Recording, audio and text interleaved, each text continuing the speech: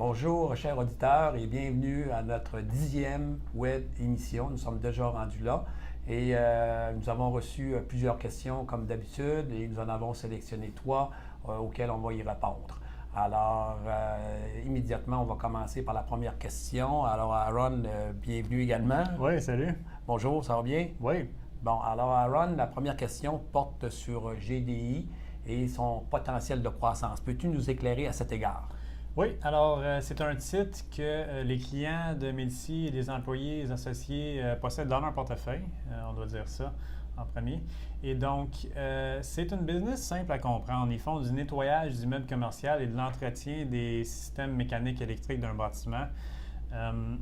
Et on pense qu'ils ont un très bon potentiel de croissance et c'est simplement parce qu'ils opèrent dans un marché qui est large et fragmenté. Quelle a été leur croissance historiquement?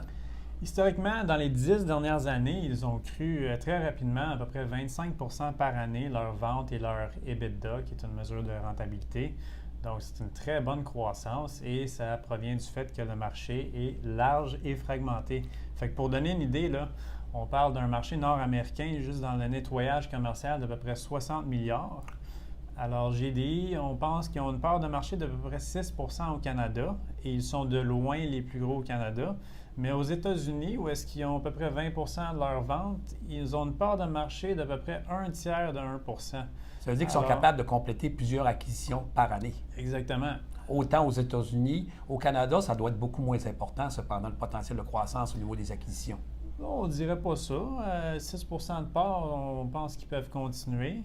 Et là, ils sont rentrés dans un nouveau créneau qui est les services d'entretien. Avant 2015, c'était beaucoup plus petit, mais là, en 2015, ils ont fait une acquisition là-dedans. Fait que ça l'ouvre tout ce marché-là, qui n'est même pas dans le 60 milliards. Ça veut dire qu'il y a les acquisitions, il y a la croissance organique, puis en plus de ça, il y a eu une expansion des services.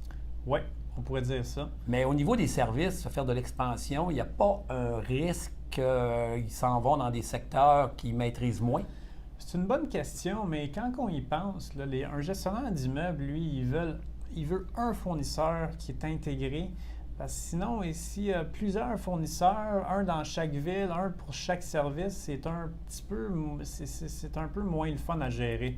Fait que GDI, en ayant toute une panoplie de services, peut servir le gestionnaire d'immeuble avec une seule solution intégrée. Fait que on pense que c'est un avantage, finalement, d'avoir ça. En conclusion, quelle est la croissance, nous, les hypothèses de croissance que nous avons dans notre modèle? Alors, nous autres, on pense, là, ils peuvent générer une croissance d'à peu près 15 là, pendant longtemps, là, mettons 10 ans. Et on parle de peut-être 3-4 organique, puis le reste par acquisition. Fait qu'ils ont juste à continuer sur ce qu'ils font en ce moment, là, puis ils devraient être capables de générer une très belle croissance. Excellent. Alors, passons à la prochaine question. Oui, alors ça nous vient de Pierre. Il nous demande, est-ce qu'on devrait protéger notre portefeuille contre les variations de taux de change? Cette question provient certainement, comme tu sais, Aaron, du cours des 7 premiers mois de l'année 2017, le dollar canadien a grimpé de 7 et presque essentiellement dans le mois de juillet. Alors, c'est une forte variation de la devise. Alors, pour un portefeuille qui comprendrait environ, mettons, 50 d'actions échangées en dollars américains, alors ce portefeuille, déjà, juste en raison de la variation du taux de change, aurait chuté, la valeur aurait chuté d'environ 3 3,5 Alors, c'est beaucoup et les gens sont inquiets.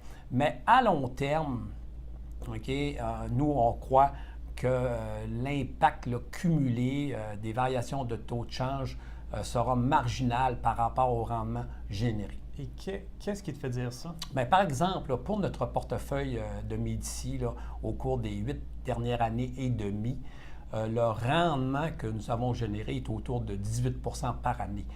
Tandis que le taux de change, pendant toutes ces années-là, a eu un impact de seulement que 0,8 et même 0,7 sur ce rendement-là.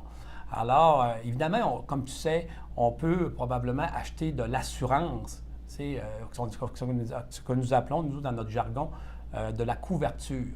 Mais il faudrait l'avoir d'une manière permanente. Alors, il aurait fallu payer une prime, garder cette couverture-là d'une manière permanente pendant 8 années et demie.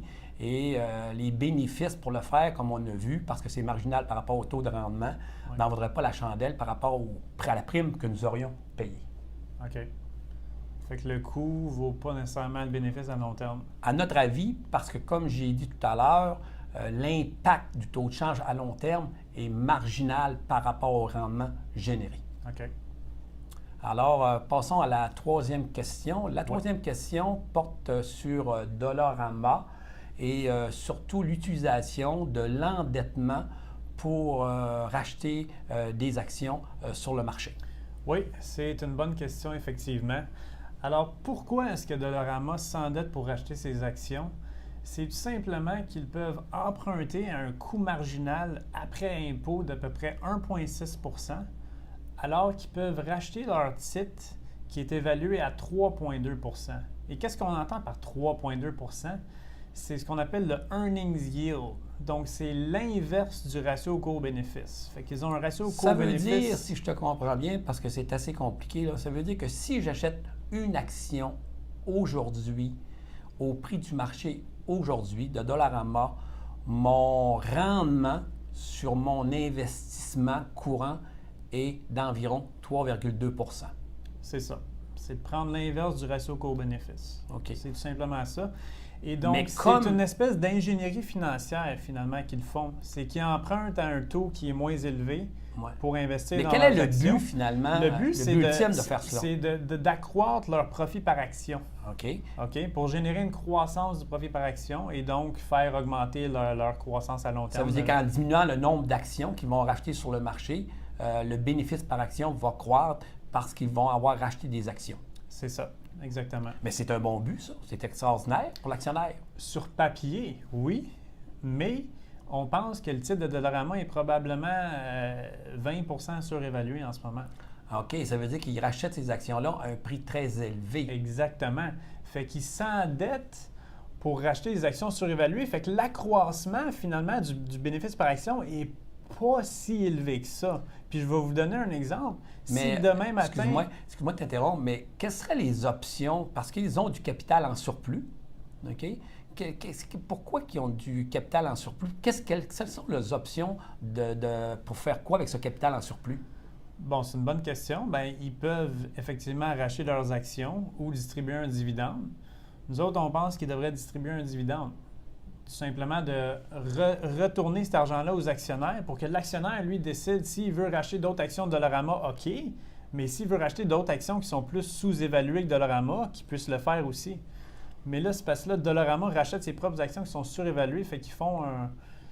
C'est eux autres qui décident finalement, tu sais. C'est ça. Ils sont probablement peut-être pas assez opportunistes avec leur capital. Puis peut-être également qu'ils pourraient garder du capital en vue de faire des acquisitions, en vue de faire peut-être une diversification géographique, parce qu'un jour, ils vont être à maturité dans leur marché. Oui, ou à la limite, ils pourraient juste laisser leur capital s'accumuler et lorsque leur action va se transiger à un prix beaucoup moins élevé, là, ils rachèteront leurs actions. Ça va être beaucoup plus...